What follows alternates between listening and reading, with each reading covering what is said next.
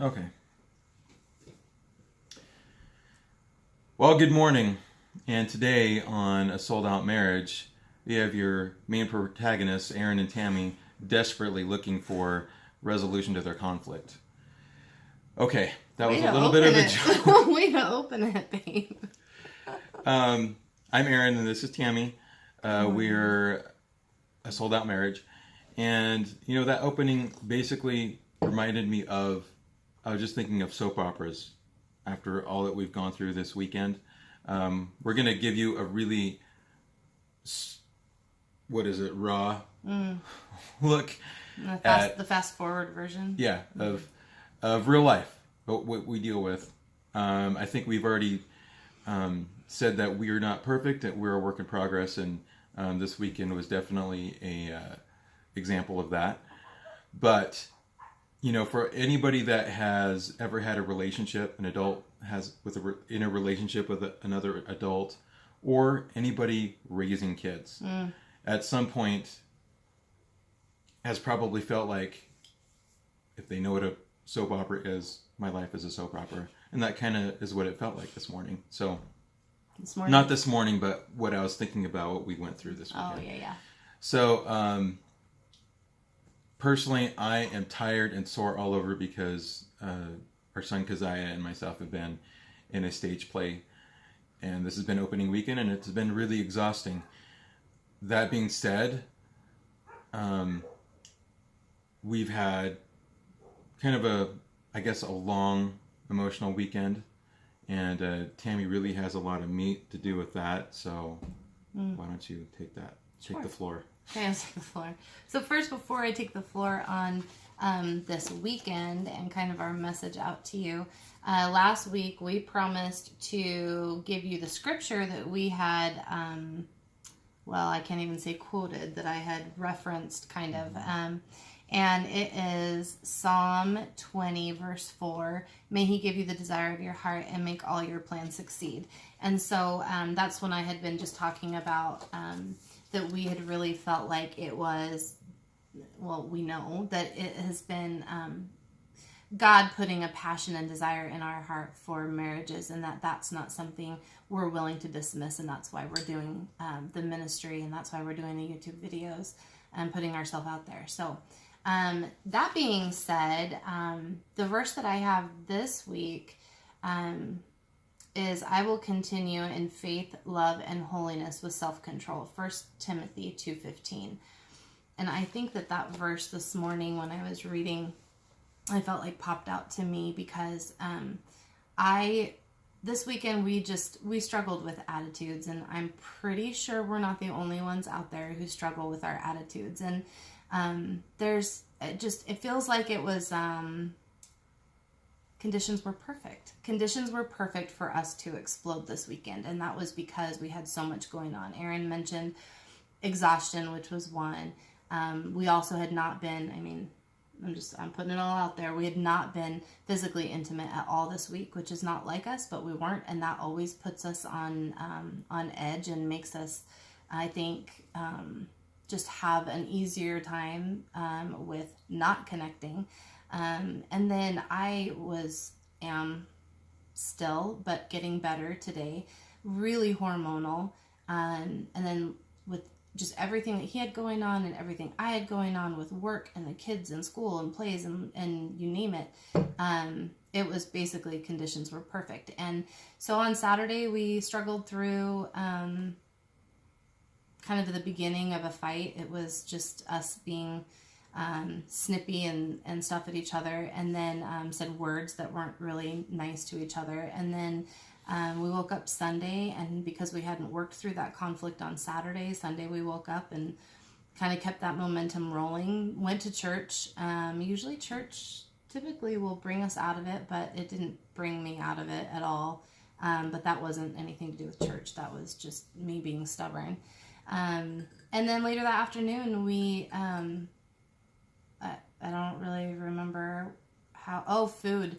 It started, and I'm sure most couples deal with this. It starts with, it's a small thing, like, are you really fighting about this? But it's because there's underlying issues. And so we were fighting about... that's almost always what it is. Yeah, we were It's fighting never about lunch. really the stupid thing that you're fighting about. Yeah. There's something that's unresolved. Yeah, it was something stupid. We were stupid fighting, and then I will take the brunt of this one because I really just lost my crap. I lost it. And I cussed and yelled at Aaron.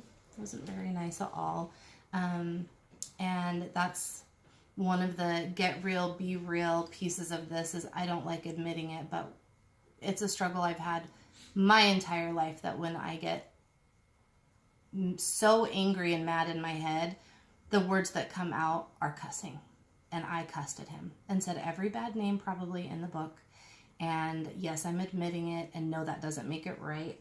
In fact, the rest of the weekend, I really feel like I just was so depressed and so struggling with why can I not stop that from happening? And I know that I can. I know it's just a choice, and that's just easier said than done when it's a habit and when it's something that just comes out. When after it comes out, then I can feel like, oh gosh, why didn't I make a better choice? But something that God's dealing with me on. And, I suppose in the world, I suppose non-Christians, I suppose would, maybe not all of them, but a good portion of people in general don't feel like cussing is a problem. And it's just something for us that Aaron hates it. I grew up around it, and it's just something that I struggle to, with the kids, I'm really good at it not coming out, but when I get mad with Aaron, it comes out. So anyway. And usually the kids can hear it, but... Oh, of course they can. And they know, and I apologize to them, but... I have my own opinion about it, and which we don't have time to discuss now, but it goes beyond the moral issue of cussing and the mere fact that we hate to hear our kids use those words. So we know our kids learn by example. And so it's honestly, I cussed when I was younger too. I mean, I think most people do it some, in some way, some form, but it's just a choice that I personally made, and we've tried to make as a couple, how we talk, and which, I mean, regardless... People let it slip, even if they're trying hard. Well, so and I it's mean, just one regardless of those things. of... Sorry, I started talking over you. Regardless of whether or not we think it's right or wrong, doesn't really matter. It really bothers him. It bothers me when it comes to the kids, and so it's something that I am choosing to work on because it's important. But I also am struggling because it seems like no matter how hard I try or commit to myself that I'm not going to do it, it tends to happen when I get super angry. So I need a new plan, obviously, because when you're doing the same thing over and over again, that would be called crazy. So I'm working on that. But that was a scripture that really popped for me because it is something that I want to do, is even in a fight, continuing in faith, love, and holiness, and with self-control. So as we need to start wrapping up. Yes. As we do that, what was the Yes. touchstone or whatever that kind of spurred you to change your thinking? Well, I think that, and I know that we were going to talk about this, so I'll try to make it quick. So we mentioned last week that we wanted to introduce to you a couple and a business. I don't know. I guess what helped us get to where we are? So, One Extraordinary Marriage is a podcast and a business that Tony and Elisa De Lorenzo run, and it's what changed our marriage radically.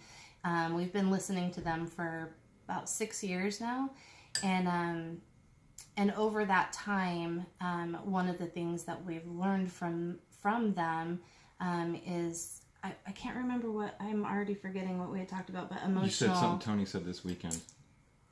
Oh, yes, thank you. So Tony, or the One Extraordinary Marriage Facebook page, they will post questions out to everybody. And one of the questions that came this weekend was, what are you doing today to fight for your marriage? And my answer to that today is that last night, we made a decision last night to work through the conflict of the weekend. So that's a terribly hard thing to do when you just don't feel like it. He was still tired. I was still grumpy. I was still hormonal. We both felt sorry, but we didn't really feel like going through that conversation. But what made us want to is that I remembered that we're going to do this video, and to stay committed to the video, we had to work through that conflict. And so for us this weekend, or for today, I feel like our fighting for our marriage was that we decided that we were going to stay committed to what we decided we were going to do, which is this video. And we would not have been able to be here doing it like this if we had not worked through that conflict. And not necessarily that we're completely through the conflict yet, but we made huge strides to at least bring some humility to the table and actually work through that conflict. And that's something that Tony and Elisa, through One Extraordinary Marriage, has taught over and over again, is when you commit, whether it's intimacy lifestyle or whether it's a sex challenge or just a fight because you need to work through a fight before you go to bed, those kinds of things is something that they've taught. So that, I mean, I do want to at least we wanted to introduce them to you. And so check out oneextraordinarymarriage.com. It's a free podcast. You can get all kinds of resources there. And we will be talking more about them throughout the days, weeks, months, years, just because we've learned so much from them. And we would not be here today if it weren't for everything that we've learned from them. Sum it up? Yeah, I got off on a tangent there earlier, but we're back on track. So I think that's it for today. Yeah, we'll see you next week. Thanks. Bye.